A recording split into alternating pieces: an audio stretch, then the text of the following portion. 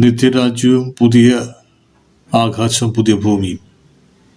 ക്രിസ്തുവിൽ ഭൂമിയിലെ 1000 ആണ്ടുകൾക്ക് ശേഷം ദൈവരാജ്യ യുഗത്തെ ക്രിസ്തു വാഴ്ചയിൽ ജീവിച്ചിരുന്ന രാഷ്ട്രീയങ്ങളെ പരീക്ഷിക്കുവാൻ പോകേണ്ടതിന് സാത്താനെ അകത്ത കൂപത്തിൽ നിന്ന് അഴിച്ചുവിടും. പരിശുദ്ധാത്മാവിലുള്ള പുതിയ ജനനം അറിയാതിരുന്ന അനേകർ വഞ്ചിക്കപ്പെടും. ക്രിസ്തുവിനെതിരെ മത്സരിക്കും. ഗോഗ മഗോഗ റഷ്യ യെരുശലേമിനെതിരെ ഒരു സൈന്യത്തെ നയിച്ചുകൊണ്ട് പോകുമെന്ന് എങ്കിലും ദൈവം അവരെ സ്വർഗത്തിൽ നിന്ന് തീ ഇറക്കി നശിപ്പിക്കുകയും സാത്താനെ എന്നേക്കുമായി തീപ്പൊഴിയിൽ തള്ളിയിടുകയും ചെയ്യും. വെളിപ്പാട് 27:10. ഭൂമിയിലെ ക്രിസ്തുവിൻ്റെ 1000 ആണ്ടുകൾക്ക് ശേഷം എല്ലാ യുഗങ്ങളിലും രക്ഷിക്കപ്പെടാതെ മരിച്ച വലിയൊരു ശവക്കുഴികളിൽ നിന്ന് ശരീരം പാതാളത്തിൽ ആത്മാക്കളിൽ നിന്നും ഉയർത്തെഴുന്നേൽക്കുകയും അവർ താങ്കളുടെ പ്രവൃത്തികൾക്കൊത്തവണ്ണം ന്യായം വിധിക്കപ്പെടുവാൻ വെള്ള സിംഹാസനത്തിൻ്റെ മുമ്പിൽ നിൽക്കുകയും ചെയ്യും. രക്ഷിക്കപ്പെട്ട ഒരു വ്യക്തിയും ഒരിക്കലും വെള്ള സിംഹാസനത്തിൻ്റെ മുമ്പിൽ ന്യായവിധി നേരിടേണ്ടില്ല. കാരണം യേശുക്രിസ്തു കുരിശിൽ മരിച്ചപ്പോൾ അവരുടെ പാപങ്ങൾക്ക് ന്യായം വിധിക്കപ്പെട്ടു കഴിഞ്ഞതാണ്. 2 പുസ്തകത്തിൽ തുറക്കപ്പെടുന്ന ജീവന്റെ പുസ്തകവും പ്രവൃത്തിയുടെ പുസ്തകവും വെളിപ്പാട് 20:11-15 ലോക സ്ഥാപനത്തിന് മുമ്പ് ജീവനോടിരിക്കുന്ന ഓരോ വ്യക്തികളുടെയും പേരുകൾ ജീവപുസ്തകത്തിൽ എഴുതിയിട്ടുണ്ട്. ദൈവകാരുണ്യെ നിരസരിച്ചിട്ടുള്ള അവരെ മാത്രമേ അതിൽ നിന്ന് മായ്ച്ചു കളഞ്ഞിട്ടുള്ളൂ. തർദീസിലെ സഭയോട് ക്രിസ്തു പറഞ്ഞു, ജയിക്കുന്നവൻ്റെ രക്ഷിക്കപ്പെട്ടവൻ പേര് ഞാൻ ജീവപുസ്തകത്തിൽ നിന്ന് മായ്ച്ചു കളയാതെ എൻ്റെ പിതാവിൻ്റെ സന്നിധിയിലും അവൻ്റെ ദൂതന്മാരുടെ മുമ്പിലും അവൻ്റെ പേർ ഏറ്റുപറയും. വെളിപ്പാട് 3:5 പ്രവൃത്തിയുടെ പുസ്തകം തുറന്ന് രക്ഷിക്കപ്പെടാത്തവർ തീപ്പൊഴിയിൽ അനുഭവിക്കേണ്ടി വരും. ശിക്ഷയുടെ തോത് തീരുമാനിക്കപ്പെടും. രക്ഷിക്കപ്പെടാത്തവർ ന്യായാധിപൻ്റെ മുമ്പേക്ക് ഹാജരാകാതെയുള്ള കരുതൽ തടവും പാതാളമാണ്. പിതാവ് അവൻ മനുഷ്യപുത്രൻ ക്രിസ്തു ആകിയാൽ ന്യായവിധി നടത്തുവാൻ അവന് അധികാരം നൽകിയിരിക്കുന്നു. യോഹന്നാന്റെ 27 മരണത്തെയും പാതാളത്തെയും തീപ്പൊഴിക തള്ളിയിടും. ഈ തീപ്പൊഴിക 2ാമത്തെ മരണം. ജീവപുസ്തകത്തിൽ പേരെഴുതി കാണാത്ത യവനെ തീപ്പൊഴിക തള്ളിയിടും. വെളിപ്പാട് 20:14.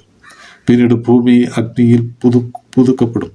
പത്രോസ് എഴുതി ഇങ്ങനെ, ഇവ ഒക്കെയും അഴിപ്പാനുള്ളതായിരിക്കാൻ ആകാശം ചുട്ടഴിവാനും മൂലപദാർത്ഥങ്ങൾ ബന്ധിരുവാനും ഉള്ള ദൈവ ദിവസത്തിൻ്റെ വരവ് കാത്തിരുന്നു ബന്ധപ്പെടുത്തിയും കൊണ്ട് നിങ്ങൾ ഇത്രയും വിശുദ്ധ ജീവനും ഭക്തിയും ഉള്ളവർ ആയിരിക്കണം. എന്നാൽ നാം അവൻ്റെ വാഗ്ദത്തപ്രകാരം നീതി വസിക്കുന്ന പുതിയ ആകാശത്തിനും പുതിയ ഭൂമിയുമായിട്ട് കാത്തിരിക്കുന്നു.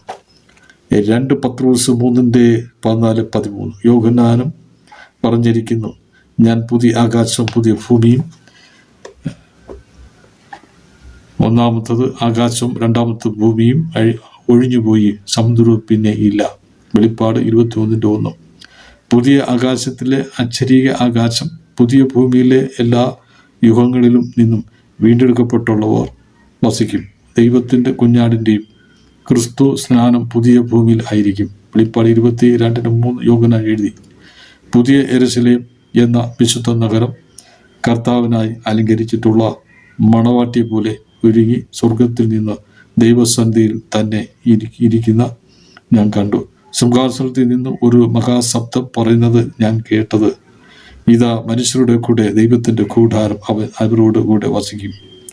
അവർ അവൻ്റെ ജനമായിരിക്കും. ദൈവം താൻ അവരുടെ ദൈവമായി അവരവരോട് കൂടെ ഇരിക്കും. അവൻ അവരുടെ കണ്ണിൽ നിന്ന് കണ്ണുനീർ എല്ലാം തുടച്ചു കളയും. വെളിപ്പാട് 22:4.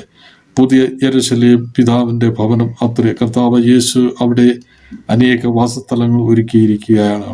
യോഹന്നാൻ 14:2 യോഹന്നാൻ കണ്ടെത്തിയ യെരുശലേം എന്ന വിശുദ്ധ നഗരം കർത്താവിനായി അലങ്കരിച്ചിട്ടുള്ള മണവാട്ടിയെ പോലെ ഒരുങ്ങി സ്വർഗത്തിൽ നിന്നും ദൈവസന്നിധിയിൽ നിന്നും തന്നെ ഇറങ്ങി വരുന്നതാണ്.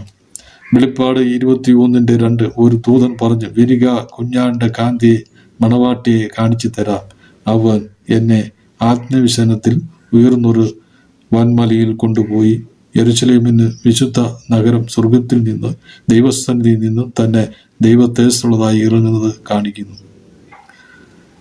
വെളിപ്പാട് 21:9-10. പുതിയ യെരുശലേം ക്രിസ്തുവിന്റെ മണവാട്ടിയുടെ സഭയുടെ നിത്യമായ വാസസ്ഥലമായിരിക്കും അത് നിർമ്മിച്ചിരിക്കുന്നത്.